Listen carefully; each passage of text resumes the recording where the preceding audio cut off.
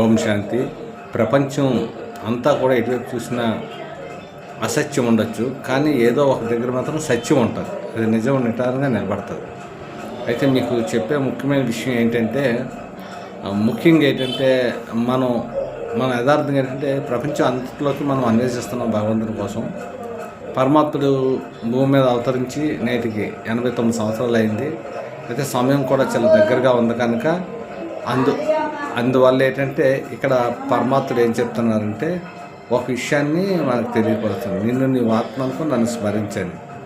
నేను ఇప్పటికి చాలా వీడియోలు చేశాను. మీ దగ్గర 150 వీడియోల దగ్గర 40 ఎన్నో డిలీట్ చేశాను. అంటే కొంతమంది ద్వారా తెలియకుండానే డిలీట్ అయిపోతుంది మనకు తెలియకుండా. అయితే ఇప్పుడు మీకు ఏంటంటే ముందుగా ఏంటంటే ఒక 5 అడ్వాన్స్గా రిలీజ్ చేస్తున్నాను ఒకేసారి. ఎందుకంటే బుధవారం దాకా రిలీజ్ చేసేస్తున్నాను. ఎందుకంటే పోలీసు వర్గం దాకా ఉంది కనుక మేము మురళి ఏంటంటే ఒక్కొక్క మురళి గంట ఉంటుంది. మురళి గంట ఉంటుంది. నేను ఫస్ట్ నుంచి మురళి 2 వైపులా వింటాను, చదువుతాను, చేస్తూ ఉంటాను. అలాగే మెడిటేషన్ కూడా చేస్తూ ఉంటాను. అయితే ఇందులో మీకు 3 నిమిషాలు చొప్పున ఇచ్చాం.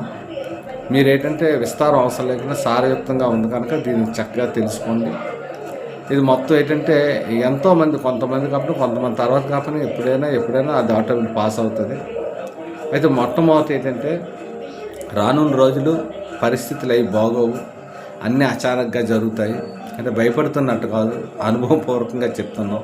అనుభవం ఎలాగంటే మనం ఈ క్రియేటివ్ సృష్టిలో ముందే మీకు చెప్పాను. అక్కడ ఏంటంటే 6 సెన్స్ అంటారు.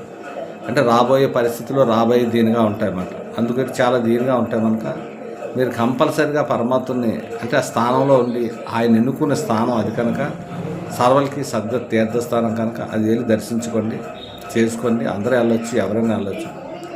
నేను ఉన్నానంటే 35 సంవత్సరాల నుంచి 5 సంవత్సరాలు చాలా తీక్షణంగా అంతా చేసుకొని అన్నీ మొత్తం అన్నీ చేసుకున్నాం. అయితే ఇప్పుడు ఏంటంటే కార్తీక మాసాలు వచ్చినా, శ్రావణ మాసం వచ్చినా, విశేషమైన దినాలు వచ్చినా ఆ రోజుల్లో మాత్రం ఒక నిష్ఠ నియమంతో ఉంటాను.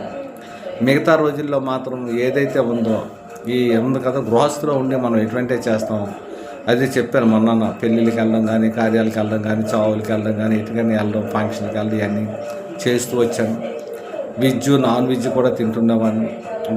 దీనికి ఎటువంటి సంబంధం లేదు. ముందు ఆత్మశుద్ధి లేని ఆచారం ఎలా అన్నారు, చిత్తశుద్ధి లేని శవపూజ ఎలా అన్నారు. ముందు మన ఆత్మగా గట్టిగా తయారు చేసుకున్న తర్వాత కర్మలేన సత్యం వచ్చేటప్పుడు ఆటోమేటిక్గా అన్నీ సెట్ అయిపోతాయి. అయితే మొదట ఏంటంటే ఇప్పుడు దేహం ఉన్నప్పుడు ఇల్లు చక్కబెట్టుకుంటాం. పరమాత్ముడు టైం అయిపోయిన తర్వాత, ఎందుకంటే మనిషి ఉన్నప్పుడు ఒకలా ఉంటుంది, లేనప్పుడు ఒకలా ఉంటుంది. అందుకు మొట్టమొదట పరమాత్మను తెలుసుకోండి. మీకు 5